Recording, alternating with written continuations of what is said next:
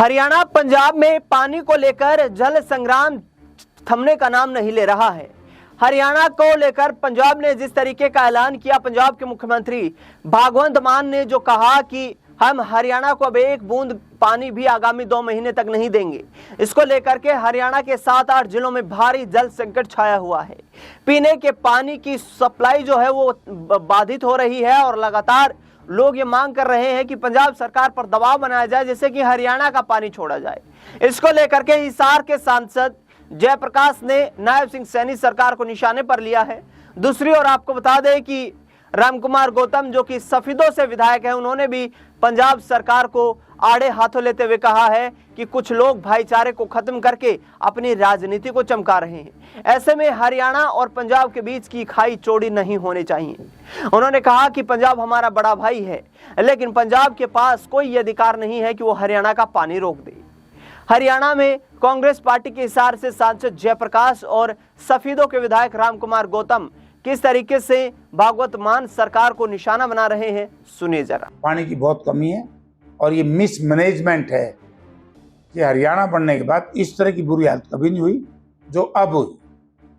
और ये भी एक निकम्मी बात है कि पंजाब सरकार ने इस तरीके से एकदम हमारा पानी रोक दिया, ये निंदनीय है।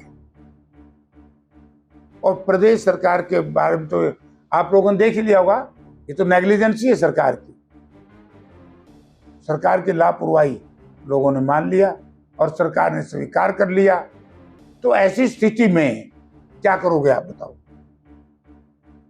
सरकार कुंभकर्ण की नींद सो रही है,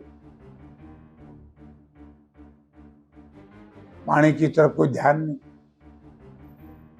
तो इन्होंने पंजाब से हमने तो एक डिमांड करी थी कि वे स्पेशल सेशन बुलाओ, जैसे पंजाब ने आज बुला लिया।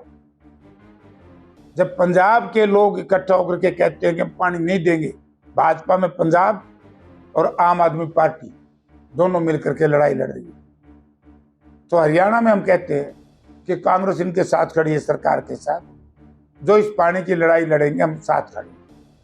लेकिन सबसे पहले तो ये चाहिए ना, अगर समय रहते संभाल लेते।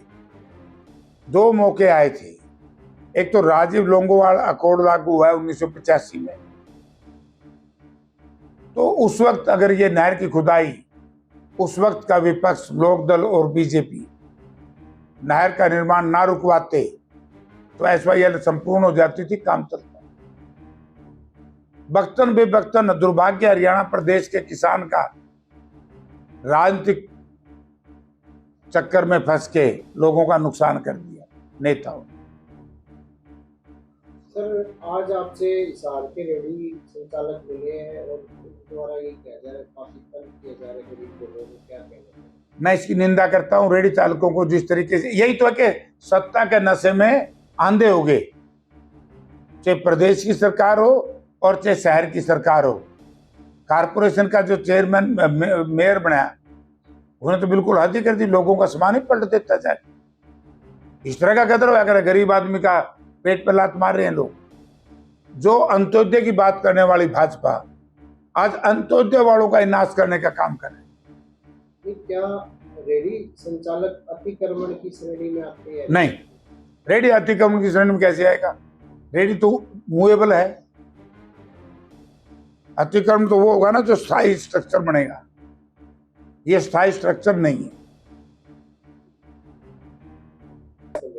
हम उसकी निंदा कर ही रहे। हमारी पार्टी ने तो, हमारे नेता राहुल गांधी जी ने और खड़गे साहब ने तो स्पष्ट शब्दों में कह दिया था कि भाई केंद्र सरकार जो फैसला ले, कांग्रेस इस दुख की घड़ी में देश को एक रखने के लिए, क्योंकि कांग्रेस पार्टी ने तो देश की एकता और अखंडता के लिए अपने 2 नेताओं के प्राण न्यौछावर हुए हैं, शहीद हुए हैं इस देश की लड़ाई में।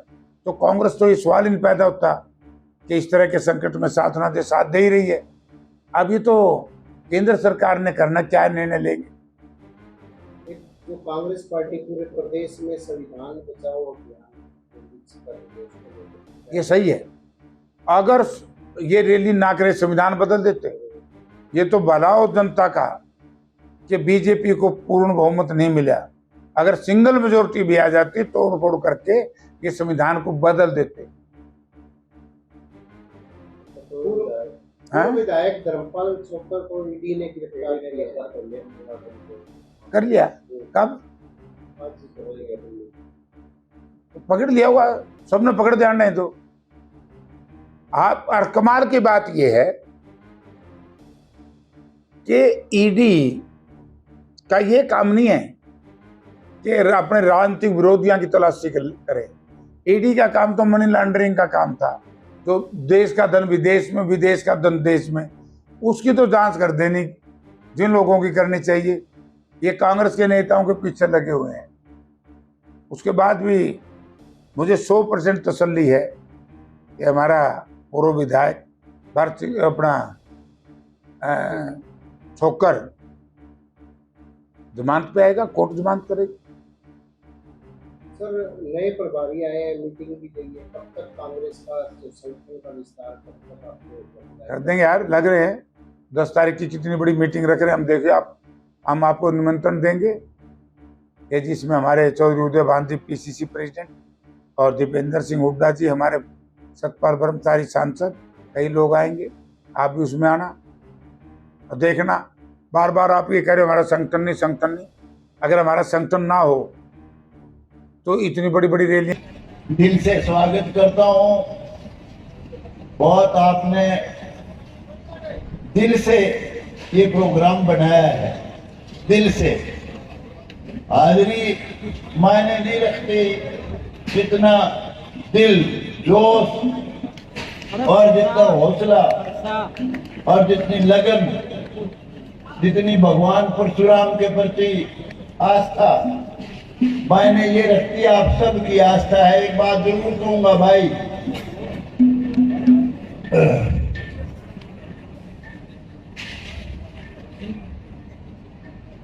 जात पात इससे ऊंचे उठ जाओ, बहुत डाउन जा चुके हो, बहुत पीछे जा चुके हो। जात पात, ऊंच नीच, भेदभाव, छुआछूत ये देश के माथे में कलंक है। कौन कौन राज करके, यहाँ मुगले राज करके, अलाउद्दीन खिलजी, कभी बाबर का कुनबा, कभी लोधी वंश, कभी कोई वंश, और गुलामों के गुलाम अंग्रेज राज करके, क्योंकि हम बटे हुए थे, जात पात के चक्कर में थे। जात पात इस देश का दीन मार देगी, दोबारा गुलाम बना देगी, याद रख लेना। सब जातियों से प्रेम करो, सब जातियां सम्मान के योग्य हैं, सब जातियां अच्छी हैं, कोई जाति बुरी नहीं है। आपस में प्यार करो। और आप कितने डाउन जा चुके हो जो भगवान परशुराम को जो अपना इष्ट मानते हैं। मैं तो इस दिन को भगवान परशुराम के अनुयायियों का लेखे जोखे का दिन मानता हूं। आप कहा हो आज शर्म आती है, जब सुनोगे तो आपके कान बहरे हो जाएंगे। 400 सब इंस्पेक्टर की पोस्ट निकली थी 2022 में। ये भगवान परशुराम को मानने वालों के 12 लगे, सिर्फ 12 डूब के मरने की बात है। पुलिस जहां न्याय गुनाह होता है, आपके 400 में से कोई लिस्ट उठा के देखो, आईएएस की, आईपीएस की, अलाइड सर्विसेज की, कोई पोस्ट उठा के देखो, आपका निशान मिलेगा, सिर्फ निशान। इसलिए भाई, जमीन नहीं है, जायदाद नहीं है, रिजर्वेशन नहीं है,